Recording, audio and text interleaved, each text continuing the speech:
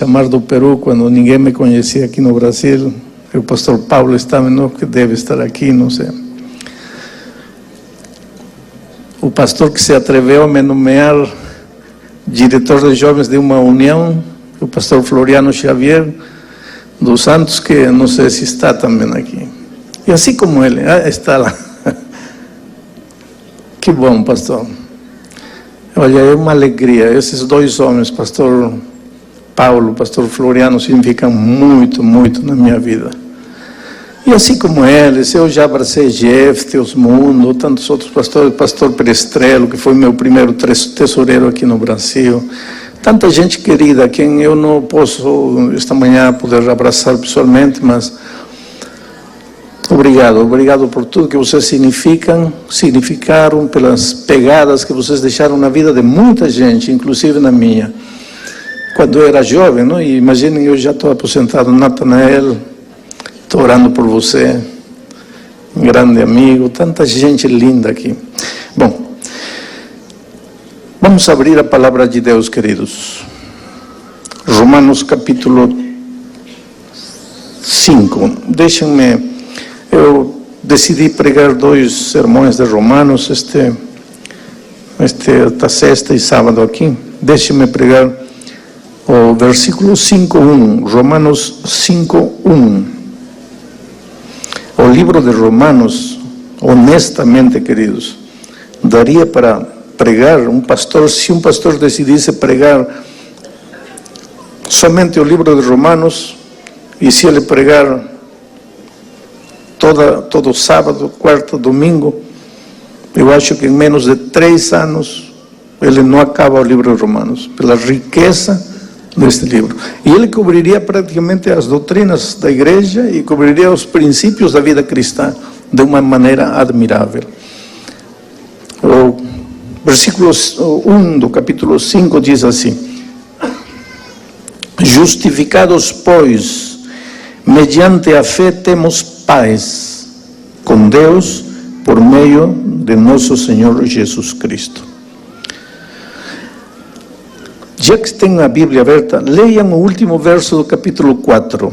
Diz assim: o qual foi entregue, está falando de Jesus, o qual foi entregue por causa das nossas transgressões e ressuscitou por causa da nossa justificação. E o versículo 1 diz: justificados, pois. Interessante, há uma conexão. Até o capítulo 5 de Romanos, no capítulo 1, 2, 3, 4, Paulo fala da necessidade da salvação. Paulo tenta conscientizar o leitor de que precisa ser salvo. Ele está mal, o ser humano está mal, está deteriorado pelo pecado. No capítulo 1, especialmente, ele apresenta um quadro triste das depravações, das misérias do ser humano sem Deus. Ele tenta, nos primeiros 4 capítulos, conscientizar de 3 coisas. Primeiro, você precisa de Deus, você está perdido, você está arruinado, você está deteriorado, teus sentimentos, teus pensamentos, teus relacionamentos, está tudo mal por causa do pecado. Então você precisa de Jesus. E essa justificação que Jesus vai te dar é unicamente pela graça. Agora, a partir do capítulo 5, Paulo começa a falar dos benefícios da salvação. Dos benefícios da salvação. Interessante. Ele não apresenta primeiro os benefícios da salvação como uma bala, como um chocolatinho, como uma sobremesa, dizendo, olha, veja o que te espera. Não. Ele primeiro começa a epístola aos Romanos conscientizando da miséria do ser humano. Entende por que você precisa ser salvo.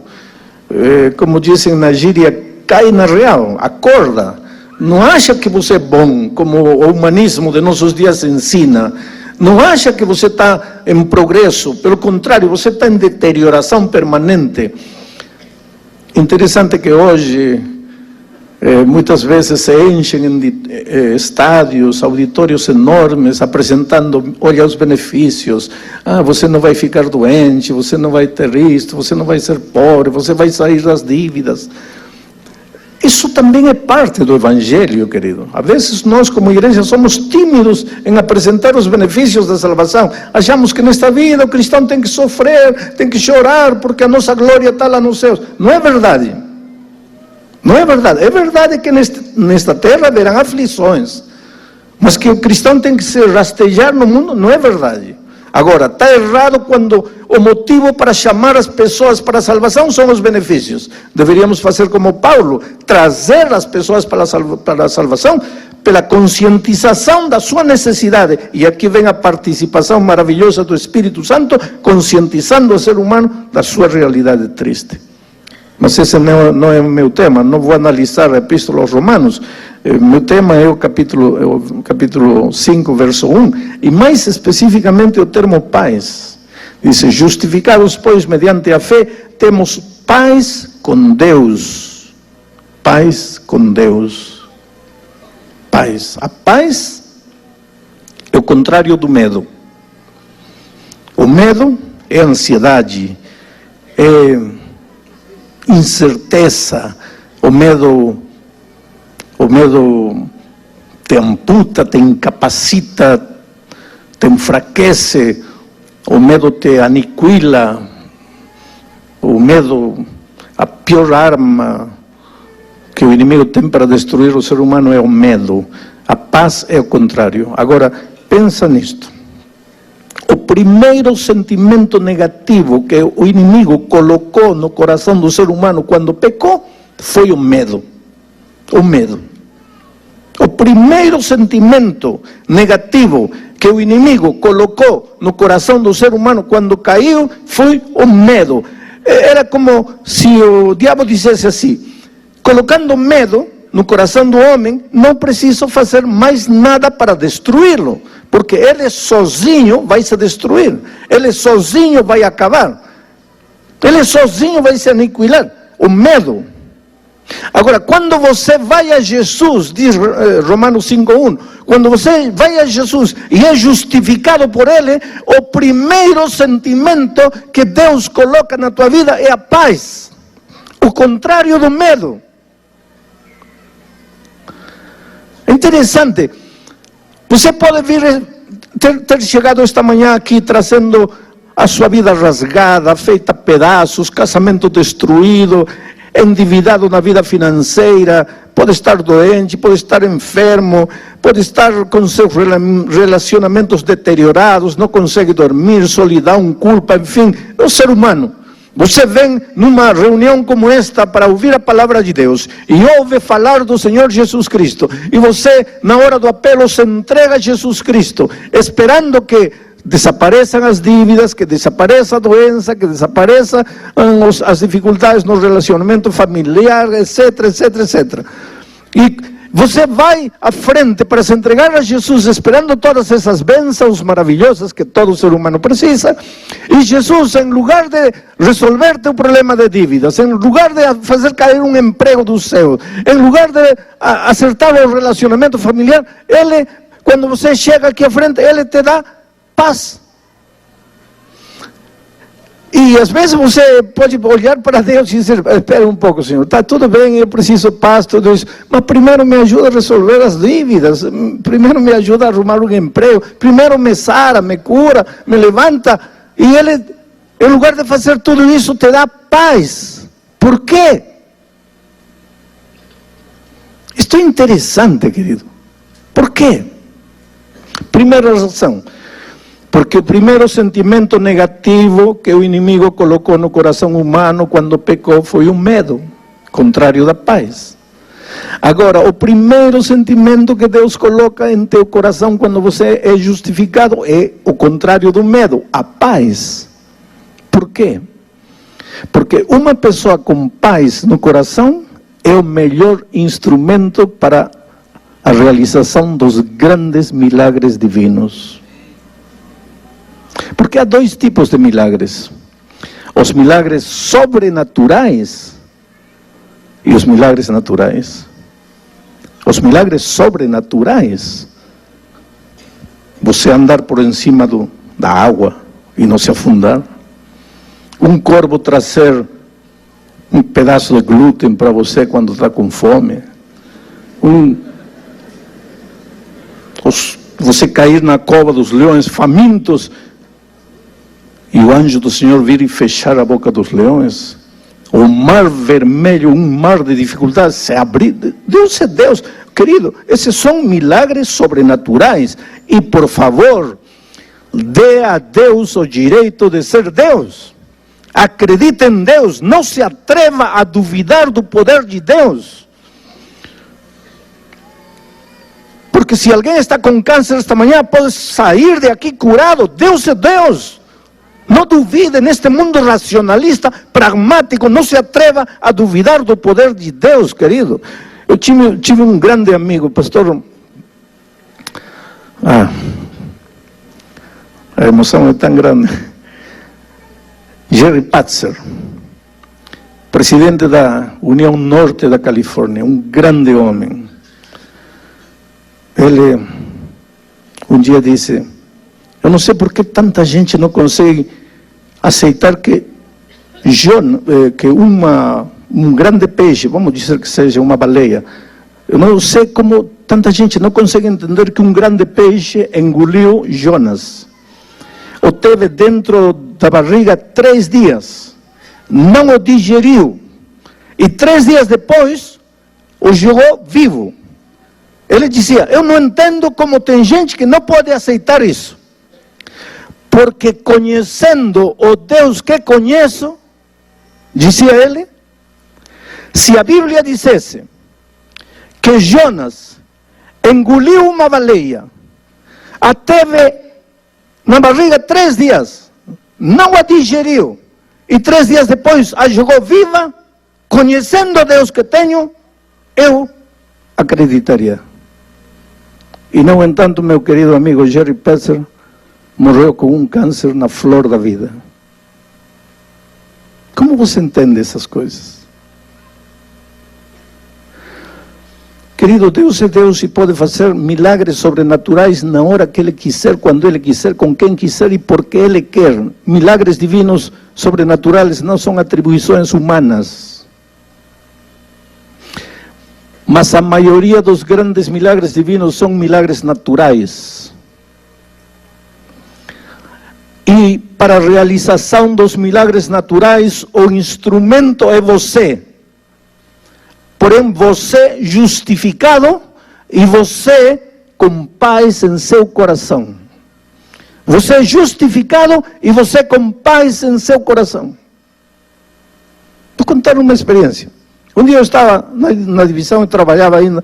Uma senhora liga para mim: pastor, ore por mim, eu tenho um tremendo problema. Eu sei que se o Senhor orar, está tudo resolvido. Qual é o seu problema, irmã? Eu estou devendo 40 mil reais, pastor.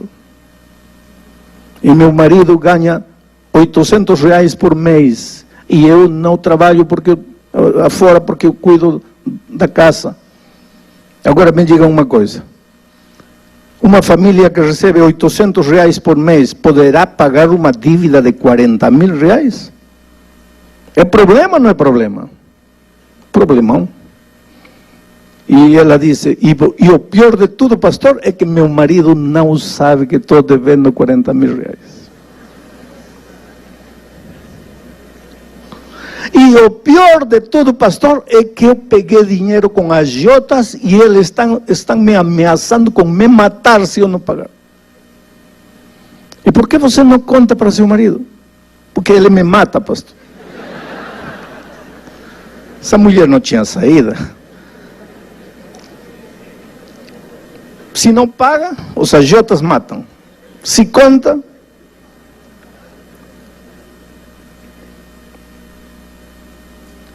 falei: tudo bem, filha, vou orar por você.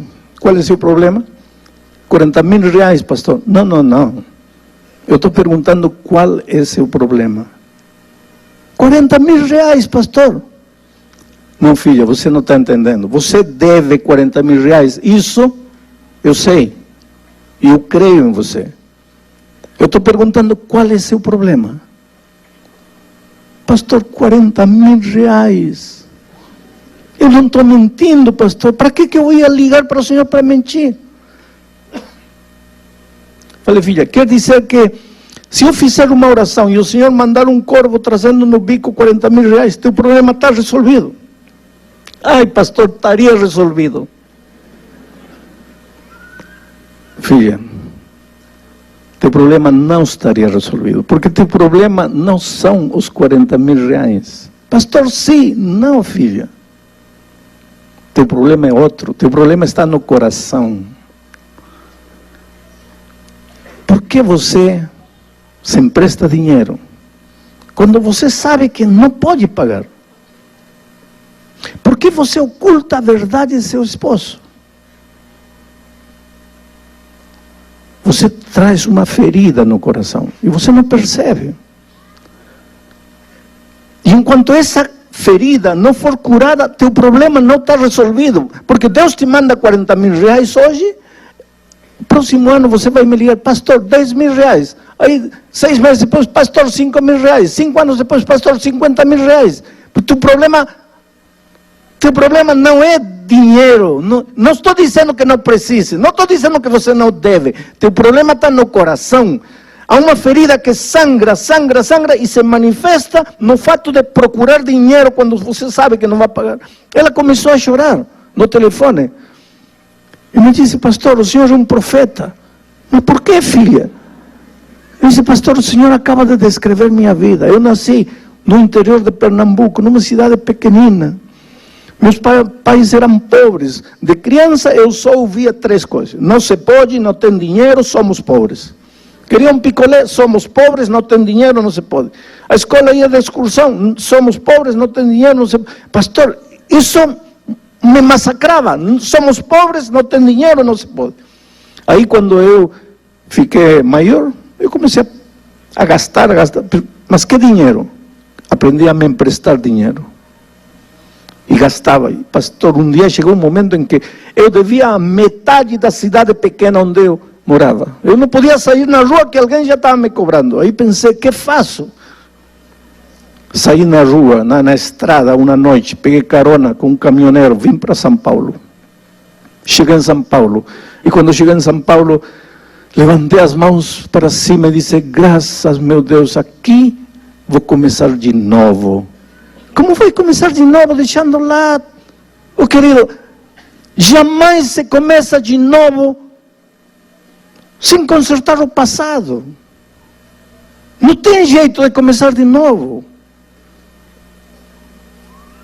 Começar de novo. Se consagrou a Deus, começou a orar, a estudar a Bíblia, conheceu na igreja um jovem cristão, casou com ele, cristão, bom menino, mas ganhava 800 reais. Veio um filho, veio outro filho.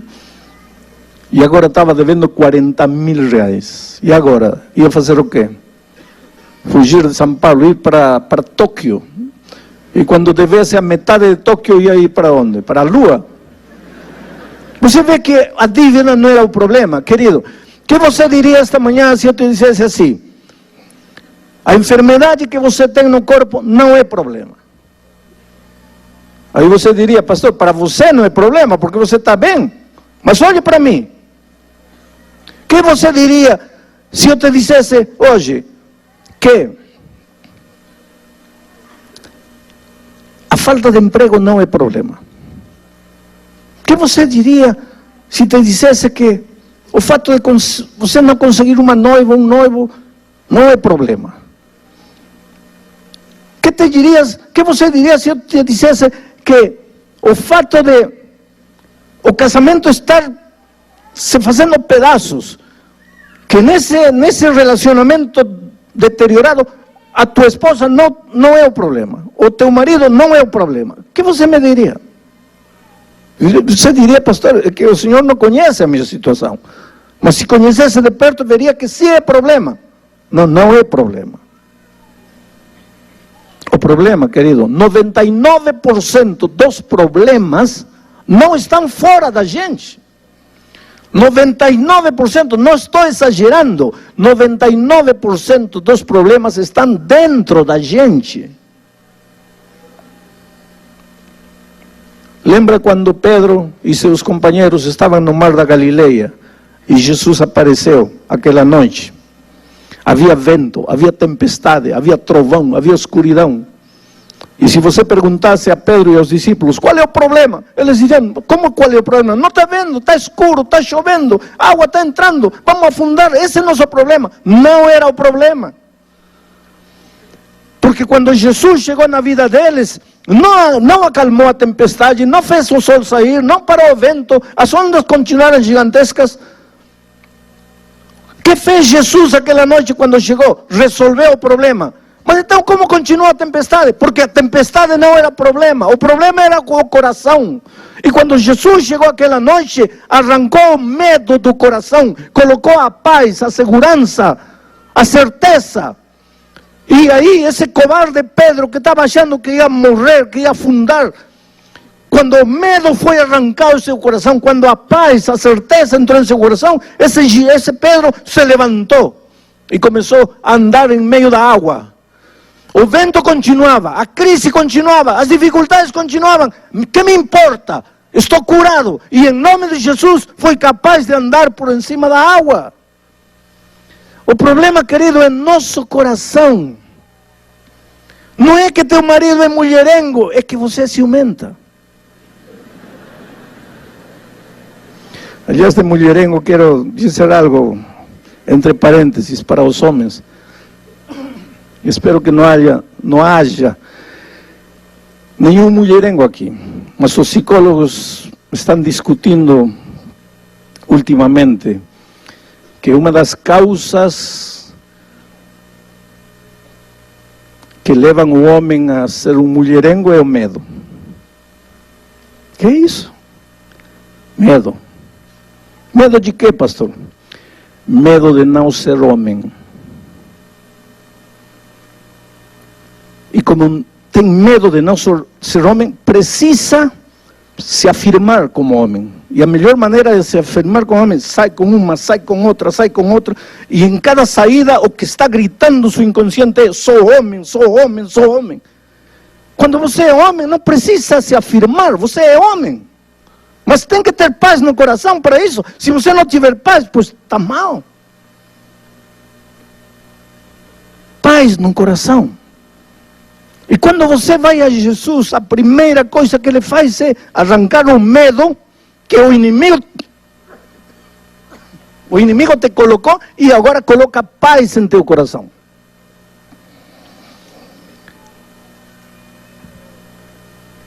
Meu tempo está acabando, mas eu quero deixar um pensamento interessante. Há muitos anos atrás eu estava pregando num teatro de ópera. Tinha 5 andares, era um teatro que girava assim. Tinha que estar pregando olhando para todo lado, para cima. E quando terminou a pregação, eu fui ao camarim e estava esperando aí o pastor que ia me levar para o hotel. Mas a porta se abriu e entrou na cama. E na cama um rapaz deitado, que não mexia do pescoço para baixo nada, tetraplégico, quadraplégico, sei lá, sem poder mexer nada. Eu conhecia a história porque já tinha me contado. Nasceu e cresceu na igreja aquele menino. Quando foi para a faculdade, para a universidade, ele um dia achou que seus pais estavam errados, que a Bíblia estava errada, que o Evangelho foi uma etapa na vida dele, que ele já tinha superado tudo isso, e ele saiu da igreja, ria dos pais, se burlava de todo mundo, caçoava de todo mundo, não queria saber nada com Deus, nada com a igreja, nada com a Bíblia, nada com o Evangelho. Um sábado de manhã, enquanto os pais estavam no culto, como hoje, ele estava na beira do rio com amigos, bebendo cerveja, dançando, fumando, felizes da vida. Lá pelas 4 da tarde já tinham bebido bastante, comido bastante carne, a mente já estava embotada já. O problema do álcool é esse, que chega um momento que você não sabe o que está fazendo. Perde a noção do risco, do perigo, então decidiram se jogar no rio de uma altura aí de 4 metros E como a água estava meio turva, eles não perceberam que havia uma rocha, quase a flote. Ele se jogou, foi o primeiro, e caiu de cabeça na rocha. E literalmente se partiu o crânio. E ficou quase um ano entre a vida e a morte, os médicos para salvar, lutando. E finalmente saiu do hospital. Mas saiu condenado não a uma cadeira de rodas, condenado a uma cama para o resto da vida. Tornou-se uma criança. A coitada mãe cuidava dele para tudo, porque ele não conseguia fazer nada, mexia apenas a cabeça. Agora, em lugar de se arrepender ou ver isso como uma oportunidade para voltar a Deus, ele se revoltou muito mais contra Deus. E começou a insultar e a xingar a Deus. Eu nunca vi na vida alguém xingar a Deus como ele fazia. Mas com palavras assim feias, horríveis. E não é só isso, ele gritava com os pais, ele dependia para tudo da mãe e agredia a mãe. O pastor visitava, não queria pastor, os jovens foram a cantar para ele, não queria nada de nada. De cada 10 palavras que falava, 8 eram palavrões. Revoltado com a vida, revoltado com Deus, revoltado com todo mundo. Aí cheguei para pregar. E os pais, coitados, disseram, olha, se o pastor Bulhão fala com ele, talvez aconteça alguma coisa. Não é assim. A vida não é assim. Trouxeram ele. Ele já entrou me xingando. Nunca tinha me visto na vida. Já entrou me agredindo. Eu me aproximei dele, eu entendia, tentava entender a situação em que ele se encontrava, a dor que ele carregava. E disse, filho, veja, Deus te ama. Quero que saiba que Deus te ama. ¿Para que falei de Deus? Foi aí que voltou todas as armas contra Deus. E aquilo já me deixou mal. Ele agredir, falar essas coisas contra Deus. Falei, filho, qual é teu problema? Como qual é meu problema? Está cego? Não está vendo? Qual é meu problema? Falei, o fato de que você está deitado na cama e não pode se mexer, esse não é problema. Ah, não é problema. Então quer ficar, quer trocar de lugar comigo? Quer ficar aqui? Não, não quero. Só que estou falando que esse não é teu problema, filho. Teu problema está no coração. Teu coração está cheio de ódio. E esse veneno de ódio que está enchendo o teu coração está rebaçando. Só que esse teu veneno não faz mal às outras pessoas, mas esse teu veneno está te matando a ti mesmo. Você está morrendo por dentro. Eu sei que tua situação na cama não deve ser a mais cômoda, mas tua pior situação é o coração cheio de veneno, cheio de ódio, de revolta. O que Deus te fez, filho? Ele te empurrou para o rio? Não. O que teus pais fizeram? Vê o amor com que tua mãe te cuida. Por que você agrede ela? Olha, teu problema vai acabar o dia que um dia você gritar a Deus e dizer, Senhor, me entrego, me perdoa, aceito, tira o veneno do meu coração, mas enquanto esse veneno estiver em teu coração, não tem solução para você. Ele começou a gritar, e começou a gritar com os pais, para que me trouxeram? Eu falei para não me trouxer. E todo mundo levou a cama de volta, ele bravo. Passaram 5 anos. Cheguei naquela cidade de novo para pregar naquele mesmo teatro de ópera. Terminei de pregar, estava no mesmo camarim esperando o pastor para me levar no hotel e de repente a porta se abre e a cama entra de novo. E pensei tudo de novo. Só que ele trazia um sorriso no rosto. E disse, pastor, não se assuste, não vou lhe fazer nada.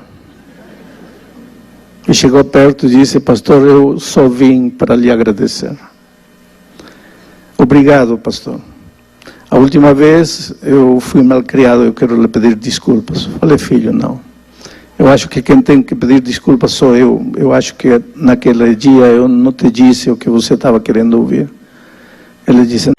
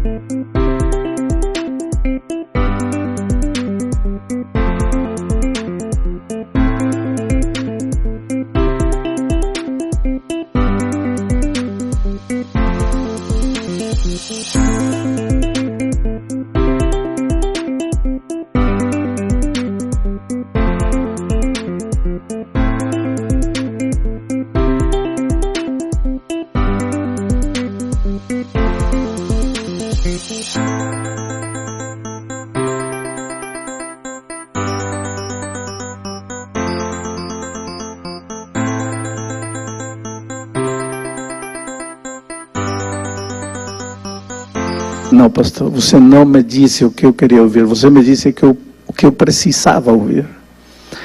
Mas aquele dia, pastor, eu saí de aqui odiando o Senhor. Odiando-o. Há muito tempo que eu não falava com Deus. Aquela noite eu orei, mas pedindo para Deus matar o Senhor. Porque eu achei o Senhor um homem insensível. Como teve coragem de me dizer tudo que me disse, sabendo que eu não podia me defender?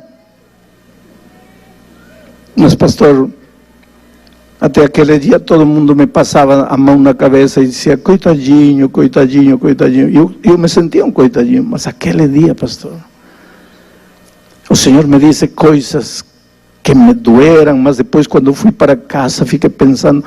Levei 7 meses, pastor, com esse ódio pelo Senhor em meu coração.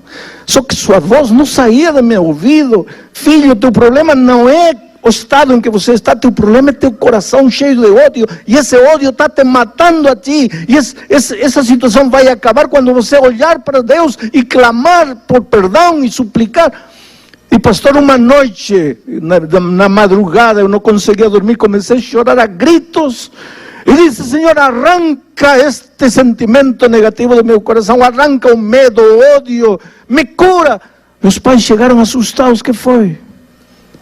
Aquela noite, pastor, dormi, e dormi tão bem. Quando acordei, percebi que havia sol. Pastor, todos os dias o sol saía, mas eu não enxergava. Percebi que os passarinhos cantavam todos os dias no meu jardim, mas eu não ouvia, porque eu só pensava em meu ódio, em minha dor, na minha situação. Aquele dia levantei os olhos para os céus e percebi que eu estava vivo, pastor. É verdade que não movia nada, mas eu estava vivo. E agradeci a Deus e disse: Senhor, obrigado porque estou vivo.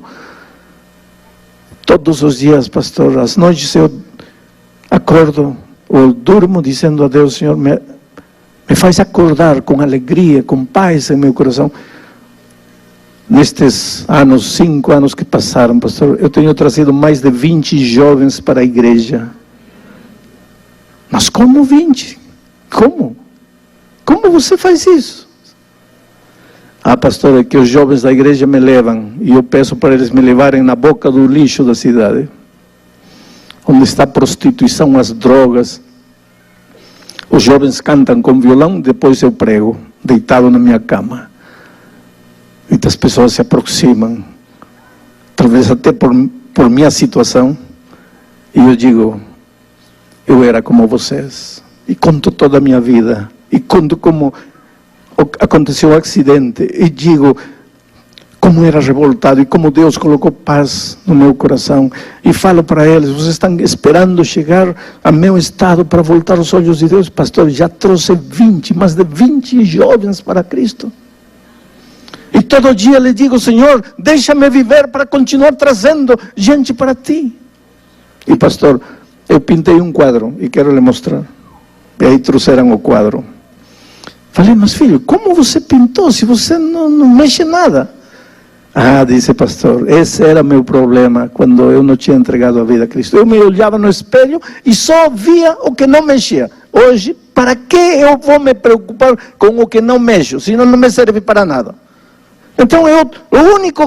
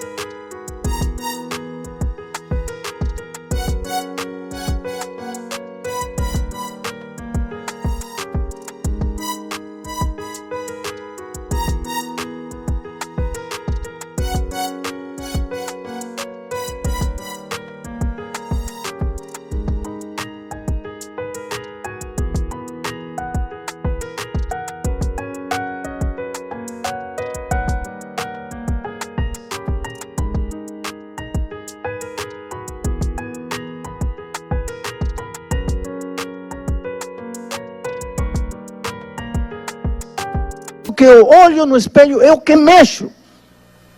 E eu mexo a cabeça, pastor. Eu aprendi a pegar o pincel com a boca e a pintar com a boca. E este quadro eu pintei com a minha boca. E é um quadro impressionante. Tem várias cenas. Aqui tem um monstro. Você tem que dar um desconto, porque foi pintado com a boca por alguém que está aprendendo a pintar com a boca. Mas aqui tem um monstro com chifres e rabo. No segundo quadro, já não tem chifres o monstro, mas tem rabo. No terceiro, já não tem chifres nem rabo, mas continua monstro. Aqui está a cruz de Cristo. E aos pés da cruz está o monstro, só que já não é monstro. Virou príncipe, é um príncipe. E ele me disse, pastor, esse último aí sou eu quando o Senhor me conheceu.